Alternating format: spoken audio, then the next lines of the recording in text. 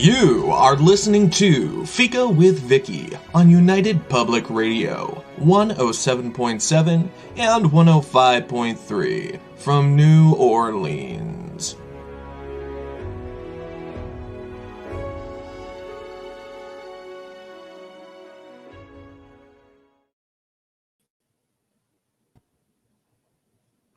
Hello, everyone, and welcome to Fika with our returning guest and friend, author, poet, screenwriter, Sarah Archer, and me, your host, Vicky Benison.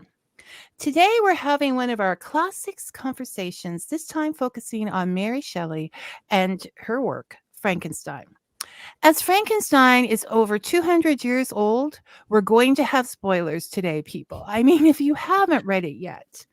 And I would also like to point out that although there have been many movies inspired by this book, this is one you really have to read to get. Or you could just listen to us and we'll get you there. Sarah, thank you for joining me for this conversation and humoring my passions. Also for writing your novel, The Plus One, which is actually about a woman who brings a man to life, but with a lot more humorous outcomes than what we'll be discussing today. Welcome back to Fika. Thank you, Vicky. Thank you for having me. And yeah, I think my novel, the robot who's brought to life, definitely doesn't leave quite as wide of a path of destruction as Frankenstein's monster. But I'm so glad to be here, and I'm so glad that you suggested this topic. We were just talking before about I had read Frankenstein in school and not really revisited it since then. And I think the only thing that I knew really about Mary Shelley before doing some research for this, I knew that she was married to Percy Shelley. And I knew that she was 19 when she wrote Frankenstein. And I think that always inspired some kind of writer envy in me. That, how did she do this when she was only 19? But now, having read and learned so much more about her, she had a very tough life. And there was a lot of tragedy and misfortune and bad luck and also just really strange coincidences and all sorts of amazing things that happened in her life. And now I have such a new respect for her. And I feel like, okay, yeah, I do envy her a little bit, but also she earned everything that she got and everything that she fought for, and probably even more acclaim than she had in her lifetime. So we can talk about, how she was received then and how she's received now. But yeah, Frankenstein it's such a fascinating book, and it's one that I think it's very misunderstood. So it's definitely worth reading after you listen to our SparkNotes version. Our emotional and passionate. Yes. Not just a dry summary. No. Robbo Combs says, love your site. Thank you. And Robin Sims says, good morning, Vicky and Sarah. Good morning, Robin. Hello to both of you. Okay, so where do we start? Shall we start with Mary's life so that the book can be more understood? Start at the beginning, I guess, with her life. And I would love to talk about her early life and her childhood and adolescence, but also a little bit about her later years too, because I feel like there's sort of an outsized emphasis on the things that she did when she was younger, and she carried almost the weight of some of the choices she made when she was younger for the rest of her life in terms of how society saw her. And it's worth talking about her as a grown woman too. But yeah, I mean, she had such an interesting upbringing. I mean, both of her parents were authors themselves and radical philosophers. Her mother was, I think many consider her to be the founder of feminism. And she wrote about, believing in the absolute equality of the sexes, which was a very radical belief at the time. Her father was a political philosopher who was, I think, pretty much an anarchist. And they both, interestingly enough, rejected the idea of marriage and said that it was this sort of repressive, outdated institution. And yet they were married to each other. And later, when Mary ran off and was living with a man out of wedlock, I think her father pretty much disowned her until she married him. So maybe they didn't quite walk the walk with their beliefs there. But she was certainly raised around radical beliefs. And her mother had a previous child out of wedlock before marrying her father. Her father later married another woman who had 2 previous children from out of wedlock relationships. So at the time, that was considered very scandalous. Although it amazes me that it was considered scandalous, because when we look through the story, how many children there were that were out of, but I think That's it quite true. becomes more scandalous when you don't have money and you Yeah. don't have the name that people just sort of it added perhaps to the whole celebrity Yeah. of Yeah. these characters because they were celebrities. I mean, Yeah. this was, and her mother books are still taught in universities today as well Mhm. as her father's. So she came from a force, really, a force of ideas and theories, even though those ideas and theories didn't really work well in their personal Mhm. life. They had them, and she had a lot to live up to at a very Yeah. young age. I would think there was a lot of pressure behind that. Author Brian Greiner says, "Hello, Sarah. Welcome Hi, back." Brian. Good to Hello see you. to you too, Brian. Good morning. I'm totally ignored there. Okay. Oh. So so her We all know younger who's here for you. so her younger years, Mhm. um, her mother died in childbirth. Mhm. So and her father married another woman, which she didn't get along with. So she was Mhm. shipped off to Scotland, um, Yeah. for a period, separated from her father and his love. Mhm. I believe she went to live with actually for a while another philosopher. Her father sent her off to live with this other radical philosopher because I guess she wasn't getting enough of the radical philosophy at home. So yeah, she was absorbing these ideas from all angles, and even with her mother, who, like you said, died when Mary was just a baby. I think Mary still read her works as she was growing up, so she absorbed a lot of those ideas, and she spent time walking around her grave, which we can talk about later how that played out with Not just walking her, around the grave. yeah, her man Percy. Was No, and she probably spent a lot more time looking into her mother's ideas because she Mhm. had passed and she wasn't there than she might That's have true. if her mother was there. Like, Yeah, that's a she great point. became like, in Cinderella, she would go Mhm. to her mother's words. She actually had them. So, there was a philosophy that she would want to follow more, I think, than rebel against. Yeah, yeah, that's very true. So she had this childhood and all these ideas Mhm. mixing around in her head, and who should walk into her father's home but Percy Shelley, who who? also I think that she was raised around a lot of the romantic poets like Wordsworth and Coleridge were visiting too. Her father was kind of a center for that community, it seems like. Yeah, most definitely. And you've, as we discussed before the show, you find that a lot in these circles that Mhm. these people sort of congregate with Yeah, the yeah. talent and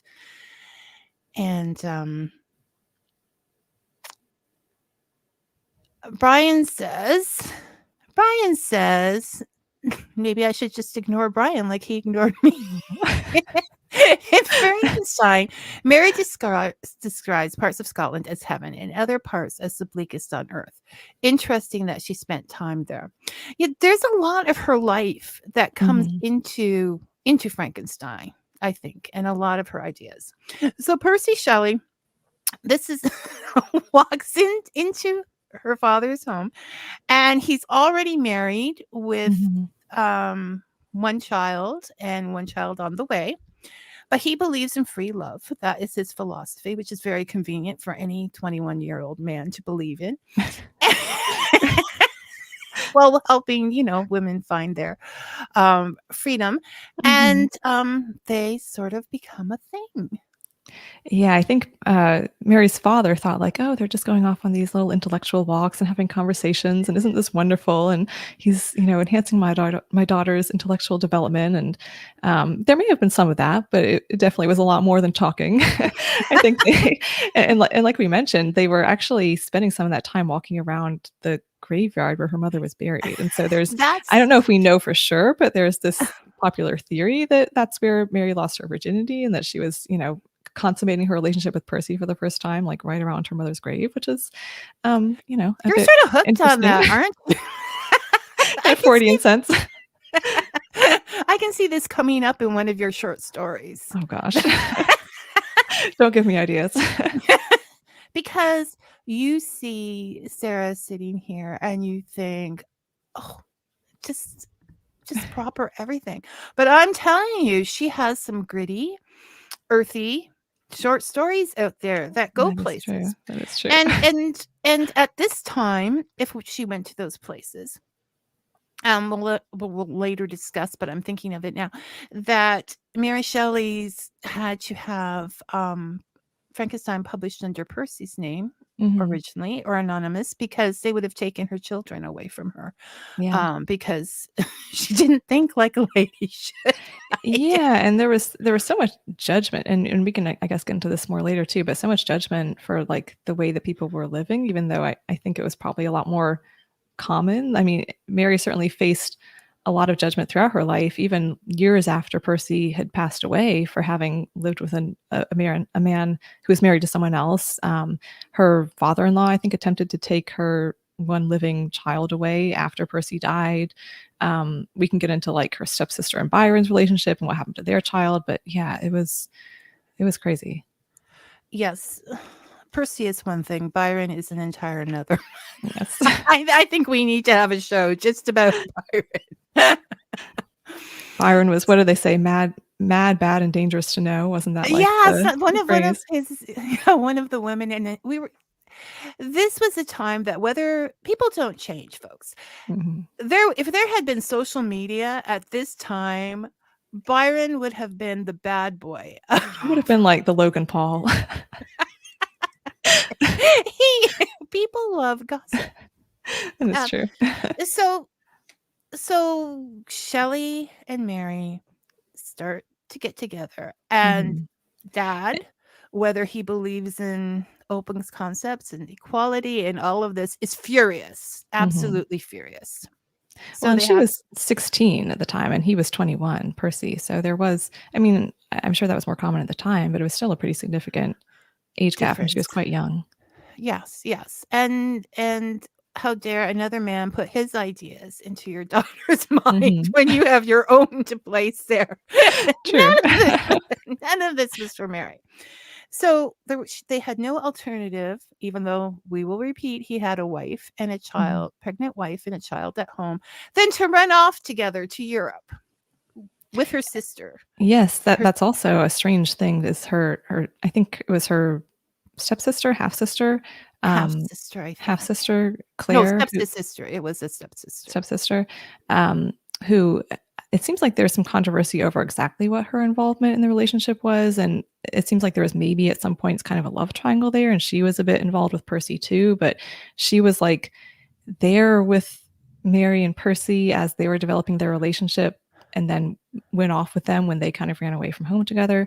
It was quite a strange situation. Some people theorized that her baby was not Byron's, although I'm jumping ahead. It was Shelley's. I mean, he did love this whole free love thing. And was it in the documentary that I sent you, or did I read that Mary was a little put out by her being there?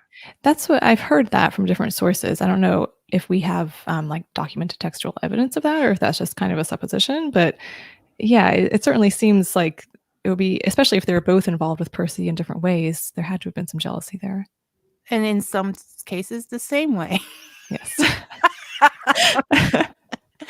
Very true. Brian says the second edition of Frankenstein was published in France under her own name. Vive la France. Well, there's a lot of things that could happen in France before it happened in other places. Good point. But mixed marriages, things like that, were accepted there first. And Randy S says, glad to be listening. Thank you, Randy. Hi, Randy. Good to have you here. So we're now, they're in Europe. They're running around Europe, and they come back, no money. And I think Percy at one point actually went to his estranged wife, and I think first he said like, hey, you want to come and join us in our little free love situation? And she was like, no, I think I'll, stay here and have your child instead. And then he asked her for money because he was broke. And I think she actually did give him some money at some point, which because when unfortunately, we left, but this poor woman did commit suicide by Yeah, jumping yeah. into the Thames, which apparently everybody did. But anyhow, um, she had 2 children and was pregnant with her 3rd at that point. So there was more going on with Percy and her Mhm, than he was probably letting on. Um, and so he had to leave. He had to go into hiding because he owed all this money. And Mary was left on her own, shunned by society, mhm, and pregnant again, and shunned by society because she had lived with a married man. mhm. So ran off with a married man. And her first child, she had, I think, 4 or 5 children total. Only one of them actually survived to adulthood, and she had multiple miscarriages. One of them nearly killed her. I think she said that if Percy hadn't, like, rushed to put her in an ice bath, the doctor said she probably would have died. But at that point, she had already had 1 child with Percy, who passed away very young. Her second, I think, was still alive at the point when she was writing Frankenstein. Yeah, by the age of 25, she had given birth to 4 children, and only one Mhm. survived, and that one did survive. Yeah. And apparently, the fact that she was not a happy little ballerina twirling around and giggling upset Percy. I wrote down the beginnings of a poem that he wrote to her, but basically, you can look it up anywhere. It's just called "To Marry," I think. Mhm. You Mhm. know, basically, you had such bright eyes, and you were my love and my mate. Where have you gone? Please return. It's like, well, I'm sorry. I'm 25. I've had Yeah. 4 children, and 3 children have died. Like, what did the man want? Yeah, I read in multiple places that she suffered from depression throughout her life, and it's hard to know, like, was that what we would consider clinical depression today, or was it just that she had a really hard life and she had a lot to be depressed about? I don't know She if they would have diagnosed it the same way back then. No, they wouldn't have diagnosed it at all. She's just a woman True. who has to keep her men Perk up. happy, and yeah, and what's your problem? That's just Yeah, yeah. so so all of this is going on. Lord Byron invites them to he's renting a mansion in Geneva. They hadn't met before this. This is what really he's Hmm. renting, but they had heard of each other and run in the same circles, and they felt that it was time that they meet. Mhm. So he rented a mansion for him and his friend, the doctor, and there was a cottage on there, and that was to be for the Shelleys. And did you want to talk a bit about the weather at the time? Sure. So I think that it was summer, but it was like a very gloomy summer, right? Which is actually appropriate for today because it's summer here, but we're currently experiencing the aftermath of Hurricane Debbie. So it's a very Frankenstein-y day in North Carolina. But but yeah, it was I think it was supposed to be like a summer when there was very little sunshine, if I remember correctly. There had been a volcano in Indonesia, but they didn't Mhm. know that at the time. And Yeah. so the ash was in the air, and it was the year without a summer, I think they Mhm. dubbed it. Yeah, and she also so they're in Geneva, and as Brian mentioned, Mary sets parts of the book in Scotland and really describes the environment there. But there's also like amazing descriptions of Geneva and even like the Arctic and different natural landscapes, which I guess was a big hallmark of the Romantic writing, the kind of connection with nature.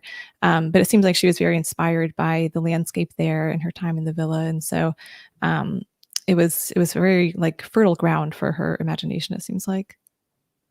And no, you can see that in her writing.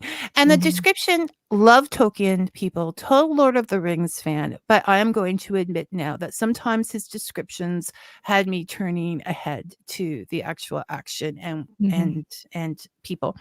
But she's not overly with her Yeah. descriptions. They're just Yeah. nice and there and they do have, they do have a purpose because there was fights and things going on this very rugged landscape. And Yeah, so yeah. you And it needed to know. definitely kind of reflects in a lot of places the emotional state of the characters, and kind of like either inspires them or it's like, oh, nature's showing my woe that's pouring out from inside of me. So it's a bit dramatic, but it is beautifully written. It is a bit dramatic. I mean, But she was allowed to be dramatic, I think. she had a very dramatic life. She Yeah. was 19. And I think writing tends to be a little bit more dramatic at 19, but it was True. Gothic, and all the writing was dramatic, I think, more so at that point in time. Yeah. So there they are in this. It sounds like the beginning of any slasher movie, any slasher movie that you've ever seen. So there's this group of young people. There's Mary Shelley, her sister Claire. It's Claire, right? Then there's Byron and his doctor. And so they can't stay in the cottage. The weather's too bad. So they're all huddled in this isolated mansion. No electricity because they didn't have any anyway. So that's by candlelight, and they're entertaining themselves by telling ghost stories. And Byron suggests he gives them all a I don't know if you would call it an ultimatum or a prompt, and says, let's all come up with our own ghost stories. And I read somewhere that Mary really struggled with this at first, and like day after day she was trying to come up with an idea, and people kept asking her like, okay, what's your idea, what's your story going to be? And she couldn't come up with one, and she was embarrassed about that. And then eventually she had a dream, and that's where the kind of kernel of the idea of Frankenstein came to her. Is I think she had a dream about a scientist bringing a body to life. And this isn't written, but I sort of get the feeling that the guys were like bugging her, like, come on, Mary, do you have the story? And she's like, no, it has to be able to scare me. If it scares me, it'll scare other people. It has to have all these things. So they were sort of having fun with her. And then she has this nightmare and says, that scared me. Yeah. That's going to be my story. Yeah. And away it went. Brian is with us. Here we go. Brian. Mary lived a real-life film noir plot. She did indeed. Film noir or melodrama even. Dramatic. The purple prose of her writing can be a bit much to wade through. I was thinking of you, Brian, when I was reading the end of Frankenstein. And I thought, I don't know if it's because I have a lot of reading to do and I enjoy my reading, but when I get near the end, I'm sort of like, okay, let's bring this along. Or I did find the ending where the monster is telling his story and explaining why he's upset. And I don't like calling him the monster. So if you can, because I feel like Victor Frankenstein himself was the monster. Yes. So if you can come up with a better term, please give it sometimes to me. they call him the creature as well. I think it's like interchangeably the creature or the monster. Victor calls him the fiend a lot, which also seems a bit unfair. But how about the misunderstood? The misunderstood. It's not only the story, but he is so misunderstood. Yeah, I mean, even in the story itself by Victor Frankenstein and by readers and viewers generations later, that's so true. Abby. From Young Frankenstein. Okay, Brian did say his name is Abby from Young Frankenstein. I'm not sure if I can do that to Mary. True. So, my misunderstood friend, that's what I'm going to call him. My misunderstood friend. He came into being and she was 18 at that point in time. And then I think it was published I know it was published in 1818 for the first time, the first edition, under somebody else's name. So, shall we move on with the story or should we keep going with Mary's life? Oh gosh. Well, let's talk a bit more about her life maybe and then get into the story. But yeah, even when she was writing it, there was a lot going on. I think, as you alluded to earlier, her Percy's estranged wife committed suicide during the time that Mary was working on Frankenstein. That was about 2 months after one of her stepsisters committed suicide, or her half sister committed suicide. And there were some strange coincidences too, like Percy's estranged wife committed suicide by drowning. Victor Frankenstein, at points in the book, looks at the water and thinks about drowning himself. Percy Shelley, later, a few years after Frankenstein was published, he died in a freak accident by drowning. With Byron. Yeah. Oh, was Byron there at the time? Yeah. So he was Oh, 29 and Byron was 36 at the time of the unfortunate. Yeah. And I think Mary was 24. She was a very young widow. She was okay. So yes, in 1818, it was published, and I'm just thinking of what else happened in 18. Okay, her third child died that year. Yeah, and he was so her I think he was, well, maybe it was her second child, William. William. And William, she give so that's William was William. born, I think, before Frankenstein, before she wrote it. Right. And then he died shortly after at a young age. He was just 3, I think. Yeah, and there was a little boy in the book named William who gets murdered, which is another strange coincidence. And then she also gave birth to her 4th child the year after she had written it. So yes, by the age of 25, 25. When it comes to endurance, this woman just wins the cake. I don't know how she kept on going. Yeah, just physically to go through that in that period of time, not even just the mental toll, but the physical toll. Like it's amazing that she was writing it all. So then we have to. So earlier, before she gave birth to, just when.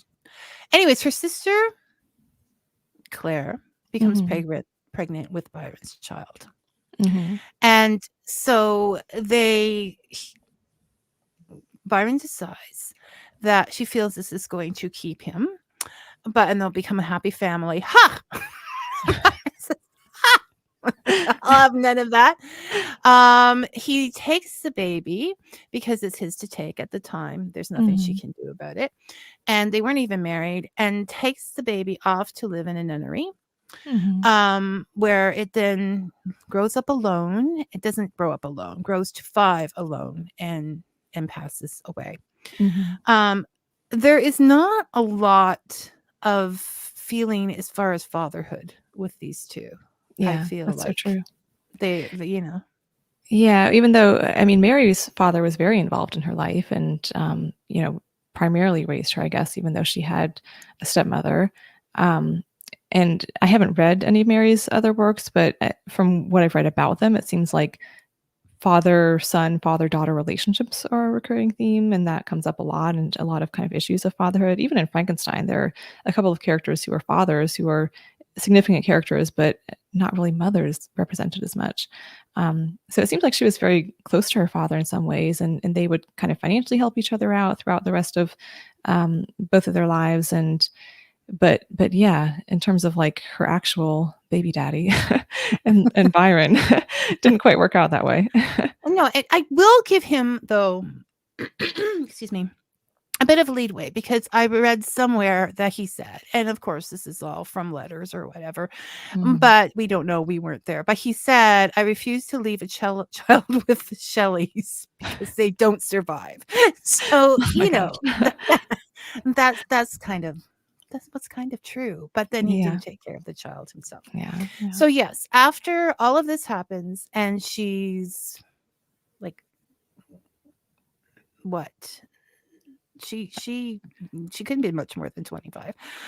She ended up moving back in with her father, with her one surviving child, and living the rest of her days there,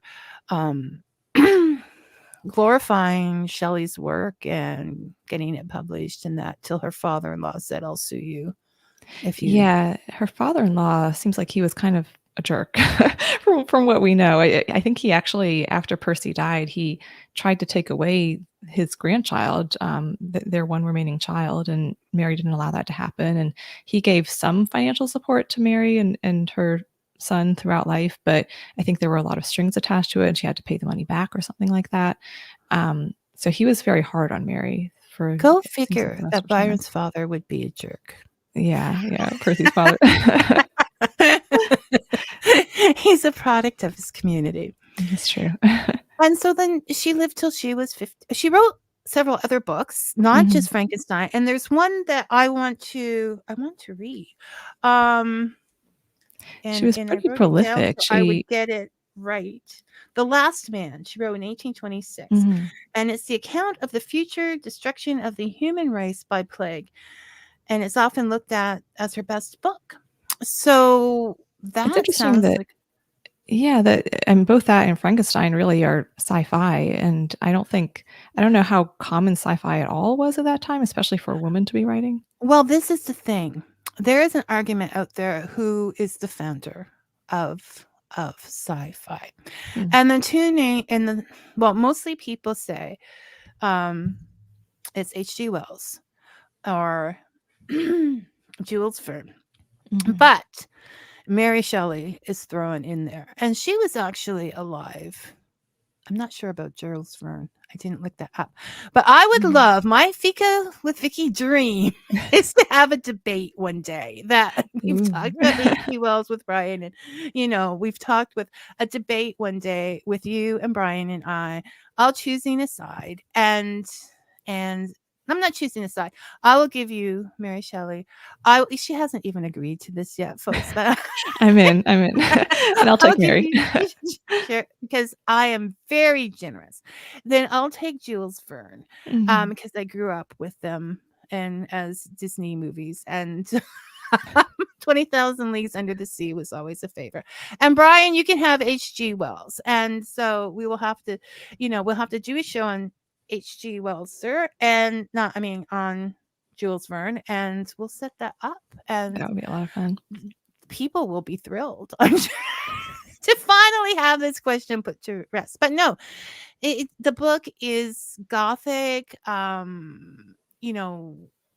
well as philosophical, as well as a original science Mhm. fiction program, and she works with that because we could think about at that time, like same with the exploration of the Arctic. These were all things happening in her Yeah. time. Like, Yeah. people were starting to explore this and accepting science a little bit more. And so she would have saw that in her father's home. Yeah, I think that we kind of almost think of Frankenstein as being more fantasy and kind of a horror or monster story, but I mean, the way that she frames it in the book, she doesn't explicitly explain how Frankenstein creates the creature and brings him to life, but she tries to set it up as he was reading these different scientists and philosophers, and this is how he educated himself, and making it seem like it was something that could be naturally possible. Well, and that's in, the life. Brian's already arguing. I would argue that Frankenstein isn't sci-fi. It's certainly a morality play and certainly fantasy, but not sci-fi. Save it for the debate, Brian. Yeah, Save yeah. it for the Bring debate. that Okay. energy. And the trash talk begins. We're ready to go. So that brings us to Frankenstein, the book, Yeah. and what its meaning is. Now, I'm just going to say offhand that Brian, I said save it to debate. Okay. A lot of the movies have it take place in a castle, and Mhm. there's there's Igor for a start. There Yeah. was no Igor. And much more the monster. And this book begins about a man sending letters to his wife about his Mhm. travels in exploration in the Arctic. He's going to go on this exploration. It is his dream, very much so as it was Dr. Frankenstein's dream to bring something to life.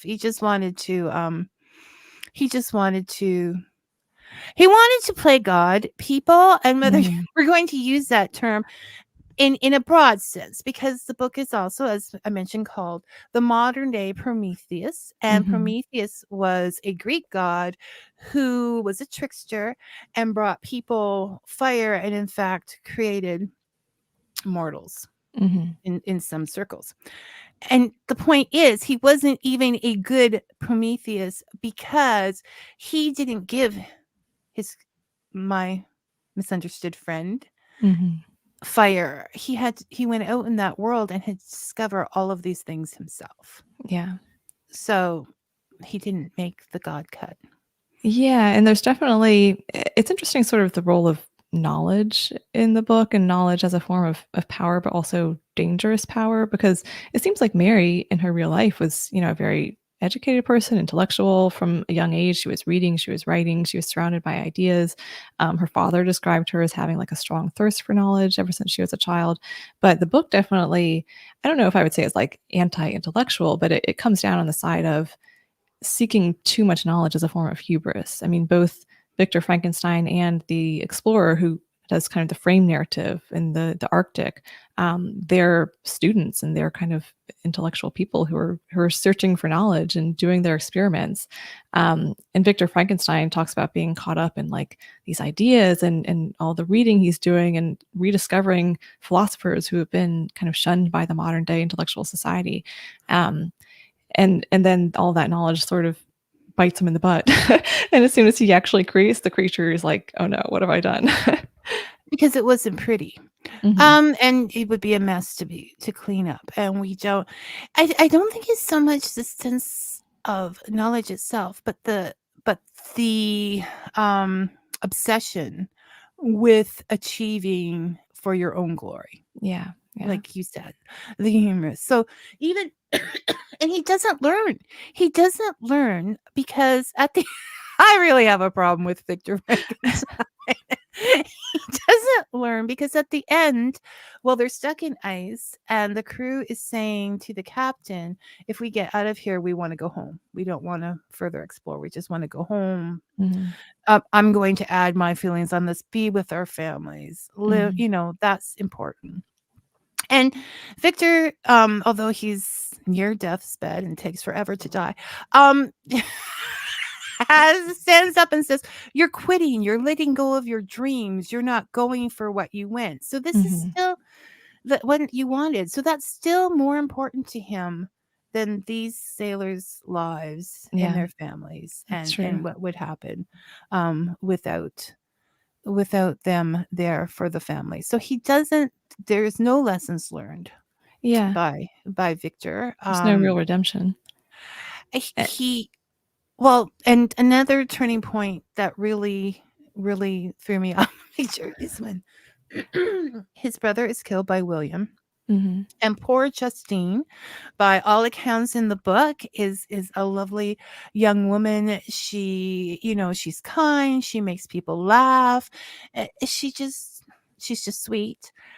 And he allows her to go to her death mhm. because he can't tell people about the monster, my misunderstood friend, Yeah, the logic is a because little they'll think flimsy he's there. crazy. Yeah, he's like, Like, "Oh, I can't say anything." I'm like, "You could try. You could try harder than you are." he just, and when we talk about meaning and we talk about, people have joined this to the whole age-old question, just because we can, should we? Mhm, And also to racism in the colonial system at the time, but also to her life. I think it has bits of all of that in there because mhm. she lives such a complex life. And I can see that being Shelley not standing up when he should have for like her and her children and that, but running off. Yeah, So the debtors don't get it. Okay. yeah. I mean, if I was her, that's how I would see him.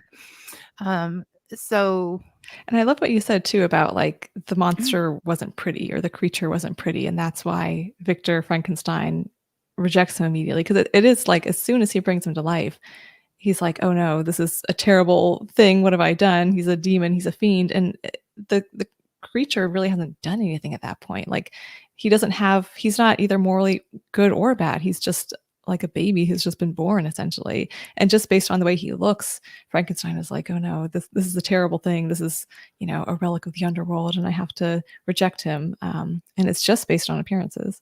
because he's not perfection. Yeah. People aren't going to say, "Oh my goodness, what a wonderful thing you produced. Your Mhm. man was perfect." Yes. You created more than perfect. Okay, Brian's back. what do we got, Brian? She refers to the instruments of life without giving details, which is certainly a good way to do it. Mhm. At some point, okay. At some points in the book, the men tend to be caricatures, although as if Mary was cosplaying being a man older than herself. Uh, There's a point where I'm trying to remember exactly which character it is, but I think it's Frankenstein or someone narrating says something about like a female character thinking things that a man never could, and I was like, oh, that's definitely the authorial perspective coming in there. that it is. But I would say being of a certain age and being a woman and watching a lot of things go up, I think they are not all men, but ineffectual men. And I have seen many that would do the same, that would run away instead of, leaving wife and child. Not that women can't take care of themselves, but if the man made the problem in the first place, why should they clean it up? Okay? Like, it's just the same thing. So it's leaving the woman to clean up the mess, or Justine to be executed for killing a child. She did not. So the monster, okay, so let's take my beloved misunderstood friend. Is a child, and he leaves the child. And the child doesn't know what to do, doesn't know what clothes are, doesn't know what any of these things are, and has to set out in the world where everybody's screaming and running away from it. Like, oh my goodness, talk about trauma. And then, Yeah. and then it finds fire, realizes fire is good, gets burnt by fire, is hungry, is sad. He doesn't know. And then he ends up at the DeLacy's home. Hiding in a little nook on the side, watching their lives.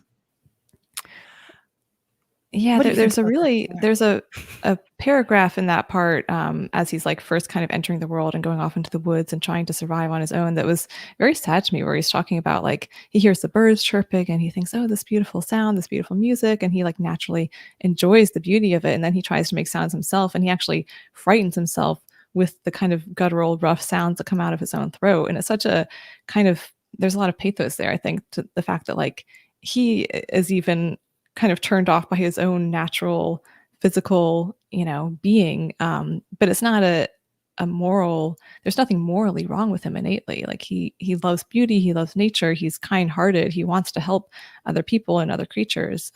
But he just doesn't have he has a physical body and a voice and a look that immediately turns everyone off. Because he doesn't even have language. He didn't hear anyone speak. And it's definitely a situation of, we think about the way who we are as we're being mirrored by other people.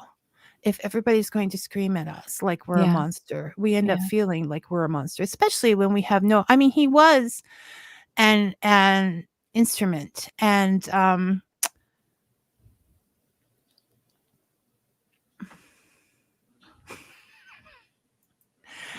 Brian, rather than being horrific creation these days, people would be making plushies of the creature and putting it on podcasts. You know what? I thought there was another comment there, but I don't think so. I think we're still very a superficial society, and not that I want to get into any politics, but I would just bring up the Olympics. On that one, if he would have to be cute to become a plushie. We still go for cute. Well, and we have, in a sense, kind of like made Frankenstein cute over time. Like the kind of popular conception of him, I think, is the sort of like lumbering, bolts in the neck, square head kind of monster who just kind of speaks in, pidgin English, short sentences. And it's, he's a monster and he's like a little scary, but it's much more kind of spooky and almost goofy. We don't really think of him as like, the way that he's described in the book physically is kind of awful and frightening, but he's not at all like this kind of, brainless monster. Like, he's very eloquent. He's just as intelligent as the scientist. But it's a very different kind of character than the way that we think of Frankenstein. Well, and we also think of Frankenstein as the monster, not the creator of the monster. we tend to get that mixed up. People keep confusing that. Yeah. I believe that Victor Frankenstein was the monster, which is why Mhm. I call him the beloved friend. But I mean, deep down underneath, there is that question: who is the monster? Yeah. Who Yeah. is the monster in this story, truly? The one who created something and just left it as an infant alone in the world to be disparaged. Mhm. This would be a completely different story if he had said, oh, well, here's some food and this, but he just ran off and ignored Yeah. him because it was too much for him to face. Well, and also, like, frankly, he seems a little bit dumb to me in those moments because it's like I think he goes downstairs and does something, and he comes back up, and the creature is gone. He's like, okay, good, great, like I can go on with my life. Like he's not in this room right now, so this being who I've created and put out into the world I just don't even have to think about it anymore. I Out of would sight, out of say, mind. no, I would say that he is lacking in emotional intelligence. Mhm. Like he just and has no vision. Like he had a vision to create for himself, but that's Mhm. over and it's like, okay, I'm done. On to the next thing. Yeah. Yeah. It's just so, and he had so many people caring for him and he messed up all of their lives. Well, Yeah. granted them That is because true. of his obsession in, oh my goodness, I'm having a bad day. I think I will just sail out on the pond all day and Stare at the mountains. Think deep thoughts. that's so he gets to the DeLacy's home and this is a group of people who that's a whole nother long story. We don't have Mhm. time to but anyways, they're sad, but they're living together and he watches their love through a crack, which yes, it's not socially acceptable, but he's watching their interactions. He wants to be a part of their life. And I feel and he's learning how to be human through watching Mhm. them. He Now learns I language through observing them, and he kind of helps them too. He comes and does, like, little tasks, like bringing them firewood without them yeah, actually he's knowing that he's kind. there. Yeah, Mhm, and he does that all in secret, but while living underneath this little in alcove on the side of their home. And mhm, he's bringing them all the things. And I feel this is somewhat where the idea of the as a platform to discuss racism comes in mhm, because he's watching the family in the house to learn how to be human mhm. and to read and to speak properly. And although they were very open-minded, the Godwins and the Shelleys were still very in the system. They thought Yeah, outside of the system, so some of them would still affect them. So there was still that idea that that was the proper way to do it. But the only way mhm, he could get any education, the only way he could get an understanding of humanity was to watch from the outside and steal books and sort of mhm. learn himself. Yeah, and then the father of the family is blind, so, the creature, our beloved misunderstood friend, thinks like, "Oh, that can be my in, like, let me go and talk to the father first, and I can appeal to him, and then he can kind of win over the rest of the family," and he kind of tries to do that. He goes and talks to the father one day when the other people are out, and at first the father is sympathetic to him because he can hear him, and they have a conversation, he can't see him, and then the kids come back, and they see what they see as a monster, there with their father, and they freak out immediately without hearing anything about like what's going on or who is this, or and they attack him, throw him out of the house, and he's spurned. And that, it seems like that is kind of the moral turning point for the creature too, where he goes from being benevolent and wanting to help and wanting to connect, to then turning down a darker path. Because he was and yes, if he had a little more social knowledge, he might have taken his time. He could have found another way to introduce himself or say, "Hey, I'm the guy that did this." But if you see a large, lumbering, beloved friend standing over your blind father and come in, you're gonna get a little upset as well. Yeah, Um, that's fair. also no pre-planning because afterwards when they run away and leave, he Mhm. burns the house down. And I'm thinking, oh, for heaven's sakes, no one's going to live in there for a few months anyways. Eat Yeah, the food and be comfortable. Like it might have changed the entire story. that is a good point. I But, didn't think quite um, that far ahead.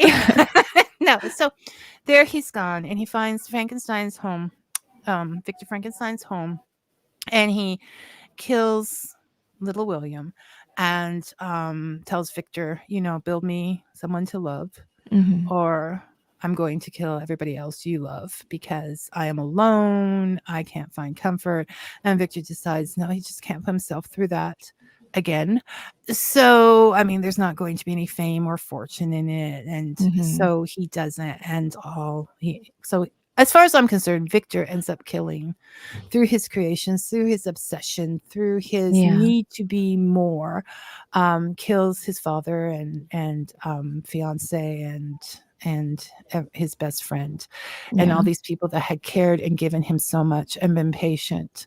Um, To be fair to Victor, I think like he does seem to express a fair amount of guilt in the book. He does take some responsibility for those actions, but he it's like he feels responsible almost for the damage that his creation does to other people, but he doesn't really feel any responsibility towards his actual creation as a being who deserves love and respect and rights on his own. he laments, and do we have to be fair to Victor? But no, give me that. He is lamenting. He is like, oh, this horrible, I feel this. He has more, you know, vapors like Mhm. these He needs the people smelling die. salt. Yeah. Than Mary does. Mhm. And so, he does have a poetic personality, like Yes, as yes. far as, but not getting things done. No, he doesn't. It's not his fault the monster is doing this, even though it's completely his fault the monster's doing this, Yeah. because he left him to his own devices. Didn't I mean it's definitely the monster tried, okay? Yeah. My beloved friend tried. Well, and it's interesting too that in the book, it's like Victor thinks that his sin, his problem was hubris and thinking that he could create life and he could, steal the fire from the gods like Prometheus. But it's almost more like his problem is that he doesn't care for and tend to the life that he creates. It's a parenthood problem essentially that he creates this Yeah. creature and then just abandons Like, him. if we have a baby that is sick Hmm. and we decide we need to go off and see our friend Byron and take care of this whole problem with Claire's baby instead of staying home with the sick baby Hmm. that is Mary's, there's a bit of a problem. Are we completely responsible for the baby's death? Is Yeah. it because it had a fever, or are we responsible? I think Is the fever responsible, or us for not tending to the yeah. fever?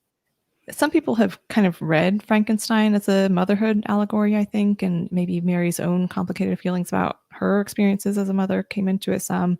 I believe one of her children, maybe it was her first child who died. Basically, she like, I think it was I'm trying to remember if it was a girl or boy. I think it was a girl, but um, Mary like was with her daughter at one point in the night, and then she looked in on her, thought that she was sleeping, went away the rest of the night, and came back in the morning and realized she was actually dead. And so I'm reading into this, but there may have been a lot of guilt that Mary felt about that, and maybe thinking that she did something wrong, and maybe that plays into her the way that she wrote Victor Frankenstein too. First of all, we're supposed to read into it. It doesn't Yeah. matter what other people's theories are, Sarah. Everybody needs to have their theories, and I think that's an important one. Like I said, I think it touches upon all of the theories. Like it's Mhm. it's really a very, when you look, people might think it's complex for that to happen, but when you look at her life, and that was complex, and all of these Yeah. things were figuring into her life. So I definitely think the motherhood has to do with it. Mhm. People might not agree, but I believe there's some, even if she wasn't aware of it, there's some serious Percy bang Yeah. Percy banging in there. Um, Well, and it's interesting too that you say that because Percy, people have theorized over the years that Percy was basically a co-writer on this or that he had a large role in of it. It, course it they seems would. like I think for a long time she was known almost more as his wife than anything else. But um, I think the prevailing theory now, based on the documentation that we have, is that he kind of had an editorial role and helped give notes, but the vast majority of the writing was hers. But you have to wonder, like, as he was reading it, did he ever see it as a commentary on fatherhood at all? Probably not. He wouldn't. He would see it as a story, Yeah. because in the same way that creating a person or finding the North Pole or his was writing and finding that perfect story, that perfect Mhm. thing. And I would like to complain about his editing because that ending should have been just a titch shorter. Yeah. Okay. Yeah. So I don't even like your editing. No, he was a talented poet. Yeah. I love Percy and Byron as writers on their own right, but as people, they had room to grow. Yeah, so it's the question I always ask. Would they have been jerks otherwise, or are they simply jerks because they're allowed to be because Enabled by they're talent great and money poets too, and being upper money class because at they the did time. have okay. The creature seems to have had autism. He couldn't read social cues, was brilliant, but was terrible at social interacting. I think I mean that's possible, and I felt like people might read it in that way, but I still believe he did. But when he did get educated and he could speak, we'll argue that on another Mhm. off on the side, Brian. But I think he was a child. Mhm. Children don't have great social cues. I mean, some are just born with that, but circumstantially. It seems strange that although Victor could create life, he didn't bother to reanimate his dead friend, brother, and wife. And that's what the movies lead us to believe it's all about, right? Mhm. The movies sort of soften his thing because, oh, here's this poor man who wants to bring his loved ones back to life. Not the case, people. Mhm. That was totally separate. He just wanted to be the man who created life. I think It seems like, yeah, he was much more driven by the scientific accomplishment of it than any sort of wanting to, bring individual people back. and to because he had this belief that this could happen when he was younger. Mhm. And um then the professor sort of knocked it out of his head that it was possible. Mhm. So he sort of almost had to redeem that thought. Like there was a stubbornness there that, how dare you say I'm wrong? I'm going to Yeah. prove Yeah. that that is possible. And then once he had proven that he could do it and the creature asked him for another creation, he doesn't follow through on that. No, not having two of you running around Yeah. like she won't be beautiful. And I never thought of that before. Is it possible that was the point? He couldn't make an ugly woman Yeah. because what else Interesting. are they for? Robin Sims, I always thought the Frankenstein story was kind of showing us or asking the question, who is really the monster? I agree, Robin, and I know Mhm. who the monster is. It's Victor Frankenstein. Um, what is a dude, bro? I think, yeah. So Brian says, was Victor the original dude bro? I think, I mean, Victor was kind of smarter in some senses, more book smart than I usually think of a dude bro as being, Oh, but okay. maybe a little like, you know, not So not in tune with other people. I yeah. I mean, he certainly was very yeah. Like I'm trying. He was out on the boat by him. You know, you could just see a beer in his hand and him Yeah. saying, oh my goodness, we need to make it. Okay, there's a couple of series and stories I want done here, people. My talent is actually to discover other people's talent and exploit them into creating my entertainment. Okay, so there's two things there. I now want Victor Frankenstein to be written in a series as a dude bro. Okay. Yes. This would That is the probably. adaptation we need. And two, I would like to have a series where all of these people hanging out in Geneva when this story was conceived, a series where there really is a Frankenstein um monster Mhm. and Frankenstein's monster and maybe some other things they can get into and sort of like it becomes like a monster of a week with their vampires and things like That would be that. fun. Yeah. Kind of thing. So I definitely want those to happen. Everybody start to work. Let me know when you get I them actually, finished. as I was doing research and reading for this, I kept having ideas about like stories that are kind of a spin-off on, Frankenstein mashed up with Mary Shelley's real life. And oh gosh, there's so much that Well, you could do there. that would be it, and I don't think that's been done before. Okay, we're not even going to get into a lot of the stuff going on, but I did want to and talk about the racism a little bit because that sort of pulls to how we see Frankenstein today. In the Mhm. book, there is no mention of him being blue or green or whatever. But on stage, they needed to differentiate the fact that sort of like they put wings on fairies to make them, Mhm. even though what fairies didn't originally have wings, according to the folklore, they colored his face blue, green, Mhm. and making him a person of color, and therefore, forever time, Frankenstein will be now green. Yeah. And also the idea that um, um that there are the idea that something that is misunderstood is frightening, something that is large is going to get you, that Mhm. you It's the create the other. problem and then you have to deal with it. And so all of these things, as they were abolitionists, were comments towards slavery. And because it's really weird, it's really hard to think about how long ago this was, Mhm. and all the things that were still happening in the world.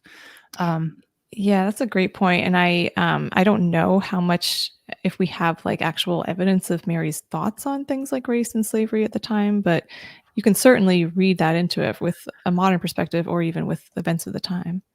well, I did read somewhere that her mother was boycotting sugar because of the plantations, Oh, and I interesting. figure that's a really big comment Yeah, yeah. to give up sugar for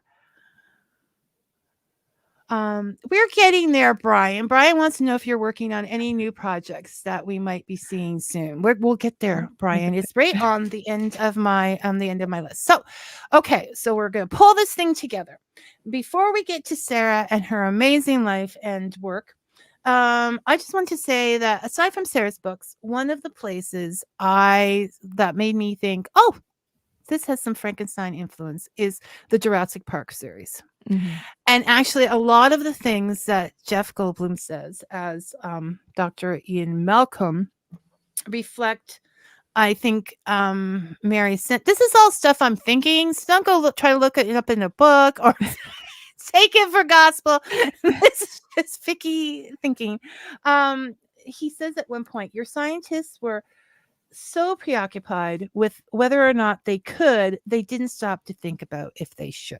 Yes. So I think this is the major play that a lot of people have taken away from Frankenstein, that just because we can, and that works itself into AI and everything. Yeah, yeah, so true. I may be cynical, but I think it doesn't matter how much we think to ourselves, should we do this or not? Someone's going to do it. Yeah, There's always going to be someone. it feels inevitable the way that I mean, this is a whole other topic, but the way that all of that is kind of rolling out in today's world, it's like so many people are kind of sounding that warning call of like, is this really a good idea? Are there dangers here? And it's going to happen. There's always going to be Victor Frankenstein's, and there are good things about all that technology too. But um, yeah, it feels like it's kind of And outside of our hands. also, do we have some of that fear because of Victor Frankenstein, because of Yeah, the story we've all grown up one way or the other with, forever, that if you create life, it has to be a monster. yeah. Um, and it definitely turned out that way at Jurassic Park. Thank you very much.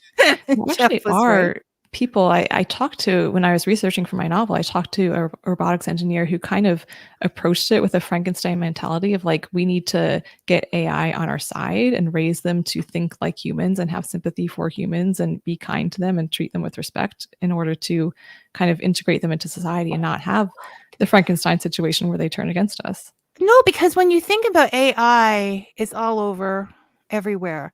And Mhm. all they see is people screaming and running away and saying how Yeah. horrible they are. We're already Yeah. in trouble.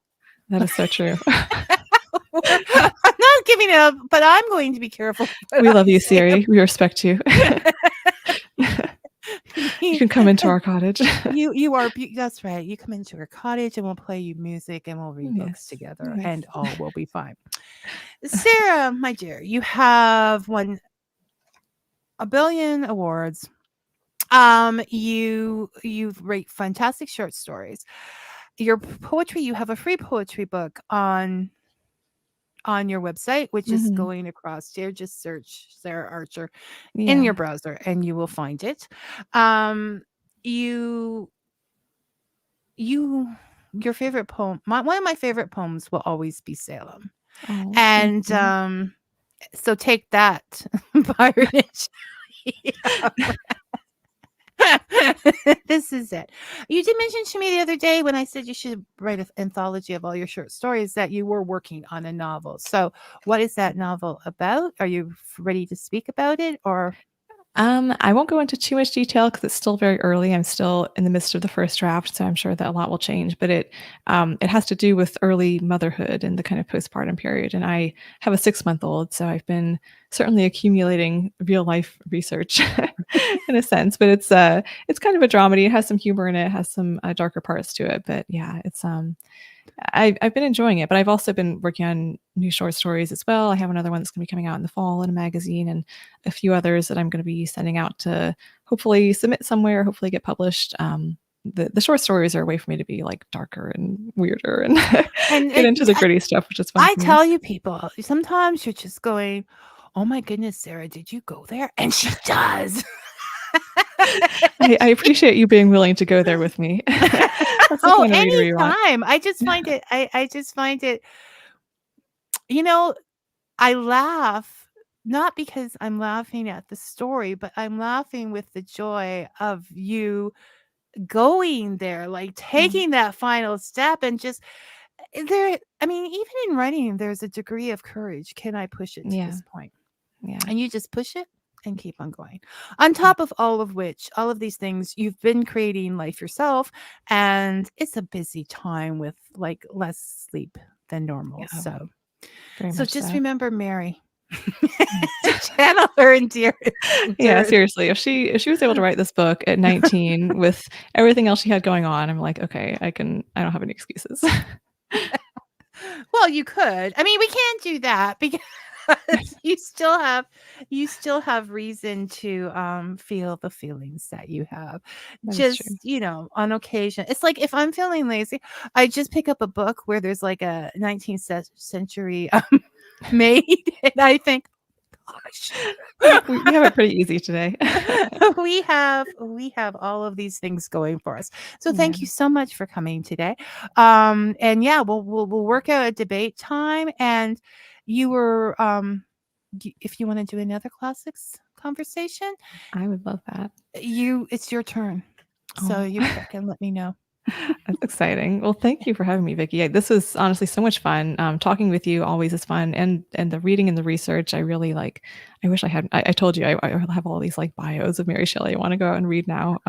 But yeah, she was an amazing person. This is the problem.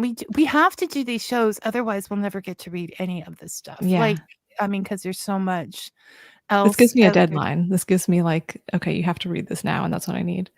It keeps us honest. Yeah. Somewhat. Somewhat. Okay, you take care and we'll talk later. Okay. Thank you. You're welcome. Thank you. Oh, I have to make you go away. Okay. I don't want to do that. I have removed Sarah. Next week, author Morgan Daimler will returns with more fascinating fairy facts, and with her newest work, The Other World and the Fairy Faith for Children. Of course, we'll also take a look into her fiction writing as well, as we always do. So it's always good to have Sarah in the house. Not Sarah. It's always good to have Sarah in the house, but it's also good to have Morgan in the house because there's lots of questions people always have answered. Until then, may your coffee be hot and your story sweet. Thanks for listening, everyone.